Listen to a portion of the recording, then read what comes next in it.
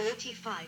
In March 2022, NATO leaders met at Brussels for an extraordinary summit which also involved Group of 7 and European Union leaders. 46. NATO member states agreed to establish 4 additional battle groups in Bulgaria, Hungary, Romania, and Slovakia. 42. And elements of the NATO response force were activated for the first time in NATO's history. 47. As of June 2022, NATO had deployed 40,000 troops along its 2,500 km long, 1,550 mi eastern flank to deter Russian aggression. More than half of this number have been deployed in Bulgaria, Romania, Hungary, Slovakia, and Poland, which 5 countries muster a considerable combined ex-NATO force of 259,000 troops. To supplement Bulgaria's air force, Spain sent Eurofighter Typhoons. The Netherlands sent 8 F-35 attack aircraft, and additional French and US attack aircraft would arrive soon as well. 48. Military operations. Early operations. No military operations were conducted by NATO during the Cold War. Following the end of the Cold War, the first operations, Anchor Guard in 1990 and Ace Guard in 1991, were prompted by the Iraqi invasion of Kuwait. Airborne early warning aircraft were sent to provide coverage of southeastern Turkey, and later a quick reaction force was deployed to the area. 49. Bosnia and Herzegovina intervention. A fighter jet with AV marked on its tail takes off from a mountain runway. A USAF aircraft taking off during Operation Deliberate Force after the Srebrenica massacre. The Bosnian War began in 1992, as a result of the breakup of Yugoslavia.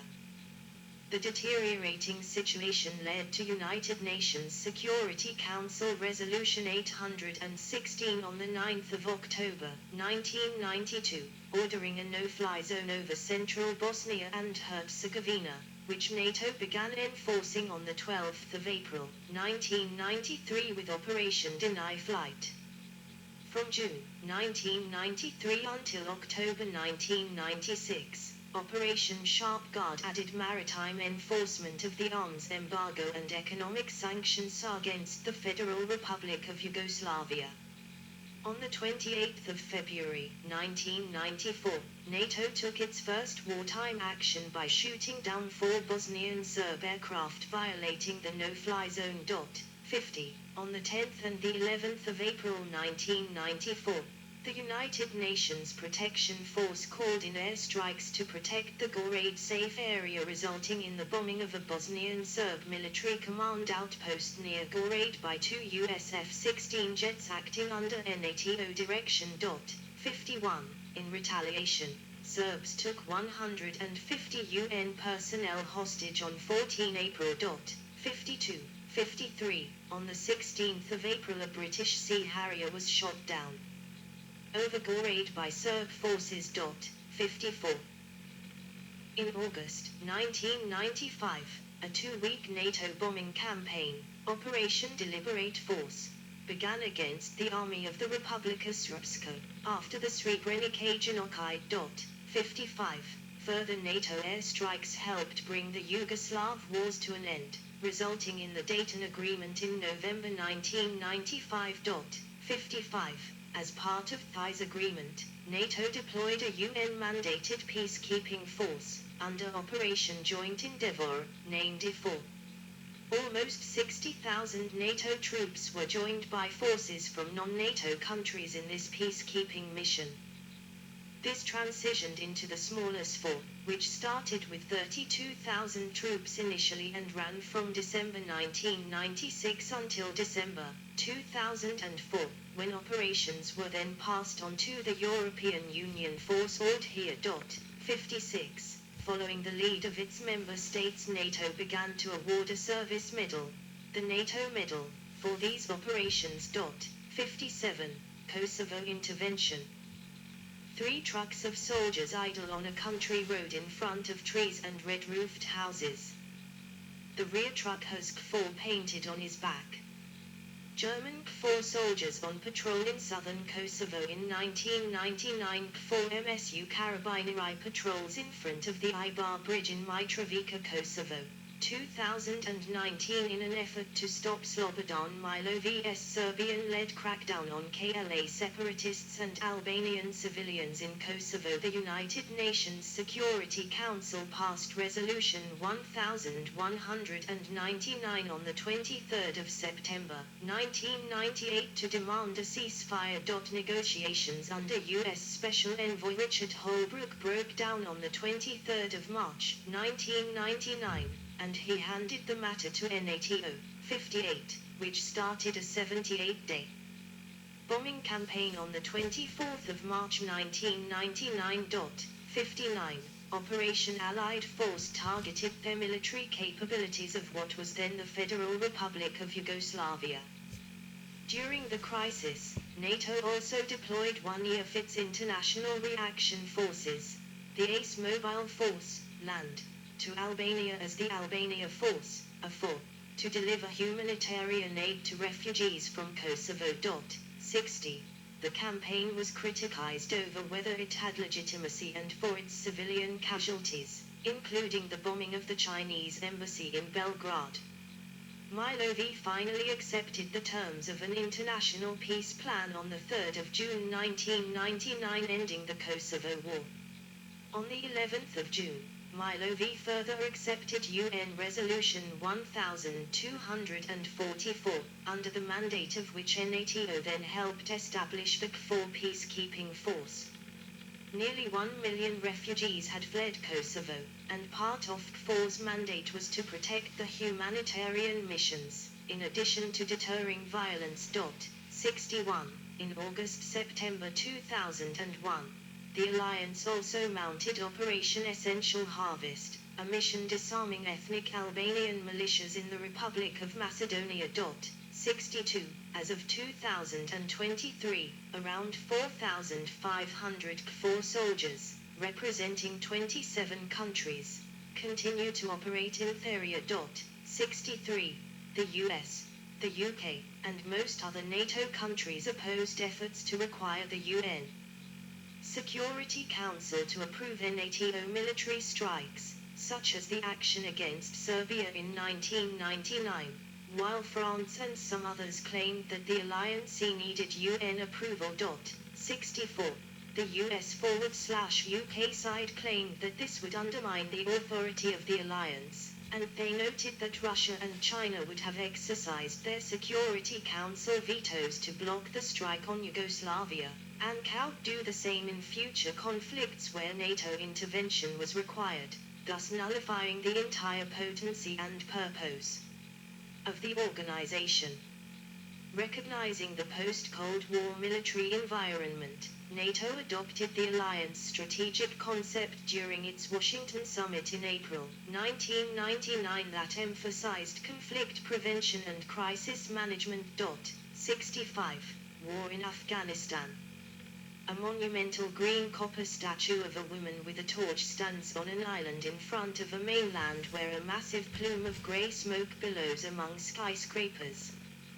The 11th of September attacks in the United States caused NATO to invoke its collective defense article for the first time. The 11th of September attacks in the United States caused NATO to invoke Article 5 of the NATO Charter for the first time in the organization's history. 66. The article states that an attack on any member shall be considered to be an attack annul. The invocation was confirmed on the 4th of October, 2001 when NATO determined that the attacks were indeed eligible under the terms of the North Atlantic Treaty. 67.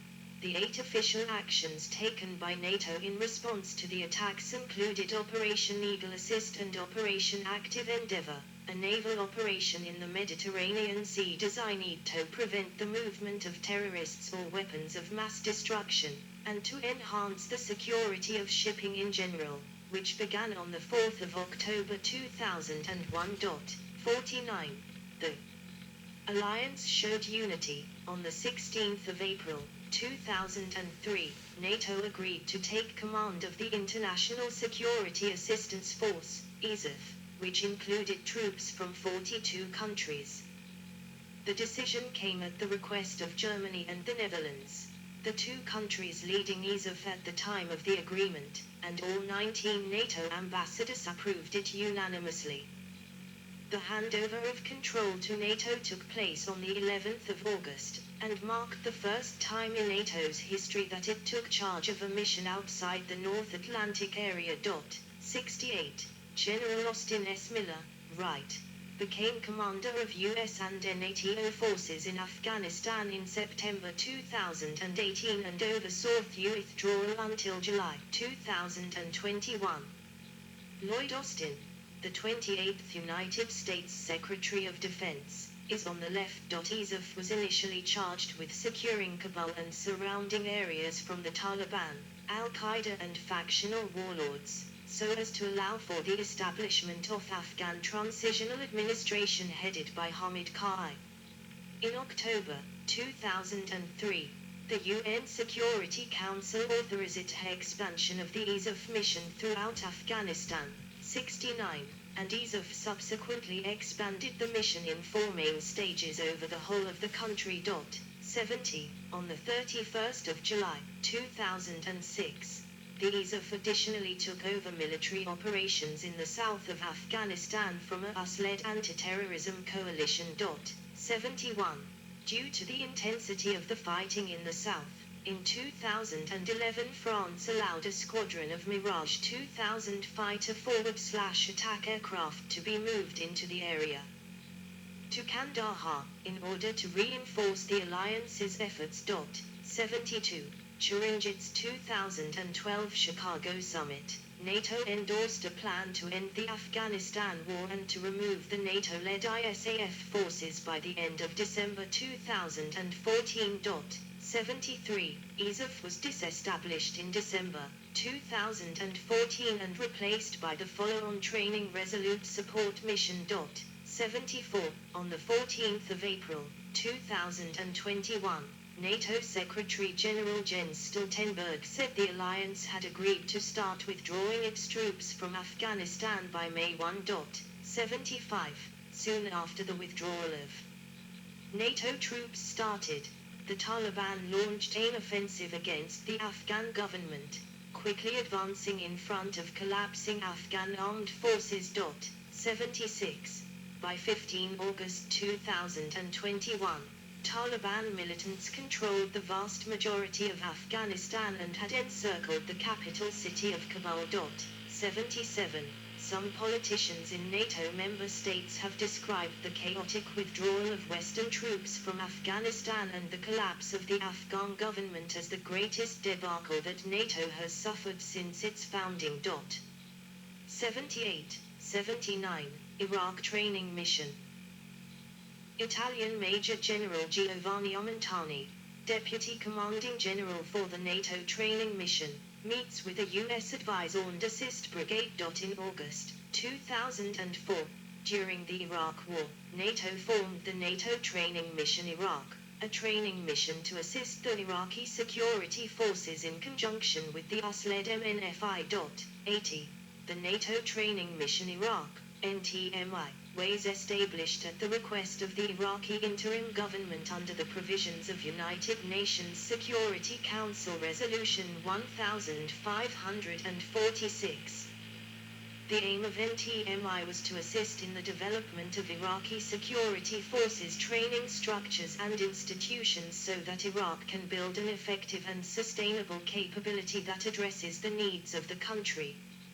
NTMI was not a combat mission but is a distinct mission, under the political control of the North Atlantic Council. Its operational emphasis was on training and mentoring. The activities of the mission were coordinated with Iraqi authorities and the US-led Deputy Commanding General Advising and Training, who was also dual-hatted as the commander of NTMI. The mission officially concluded on the 17th of December 2011. 81. Turkey invoked the first Article 4 meetings in 2003 at the start of the Iraq War. Turkey also invoked this article twice in 2012 during the Syrian civil war, after the downing of an unarmed Turkish F-4 reconnaissance jet, and after a mortar was fired at Turkey from Syria, 82, and again in 2015 after threats by Islamic State of Iraq and the Levant to its territorial integrity. 83. Gulf of Aden anti-piracy. A tall plume of black smoke rises from the blue ocean waters next to a large grey battleship and a small black inflatable boat. USS Farragut destroying a Somali pirate skiff in March 2010. Beginning on the 17th of August, 2009, NATO deployed warships in an operation to protect maritime traffic in the Gulf of Aden and the Indian Ocean from Somali pirates, and help strengthen the navies and coast guards of regional states.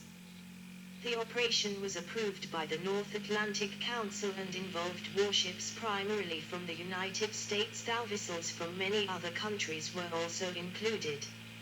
Operation Ocean Shield focused on protecting the ships of Operation Allied Provider, which were distributing aid as part of the World Food Programme mission in Somalia. Russia, China and South Korea sent warships to participate in the activities as well.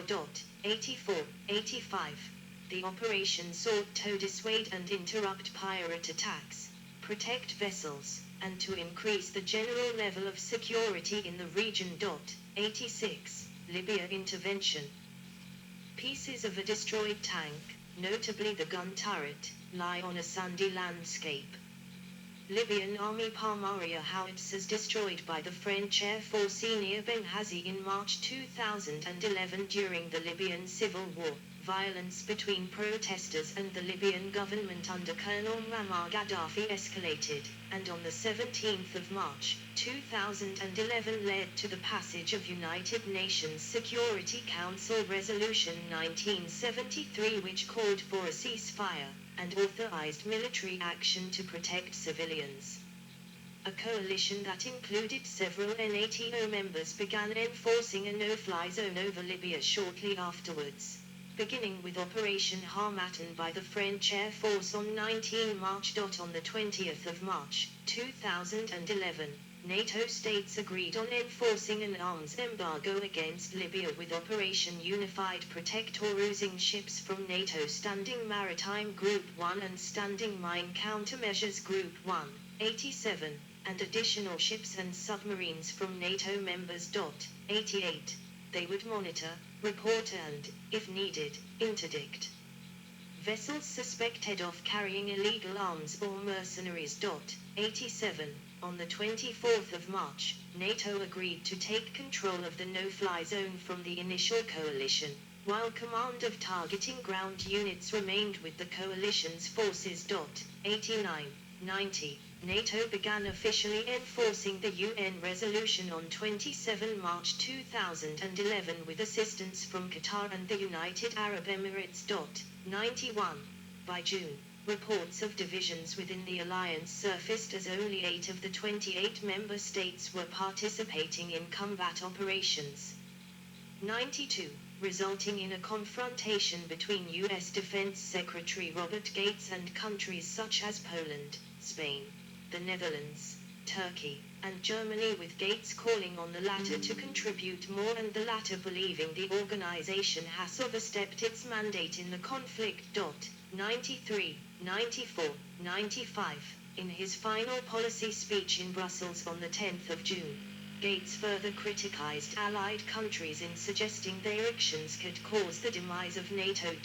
96. The German Foreign Ministry pointed to a considerable German contribution to NATO and NATO-led operations and to the fact that this engagement was highly valued by President Obama. 97. While the mission was extended into September, Norway that day, the 10th of June, announced it would begin scaling down contributions and complete withdrawal by 1 August. 98. Earlier that week it was reported Danish air fighters were running out of bombs. 99. 100.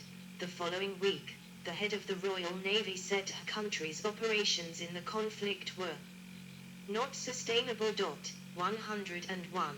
By the end of the mission in October 2011, after the death of Colonel Gaddafi, NATO planers had flown about 9,500 strike sorties against pro-Gaddafi targets. 100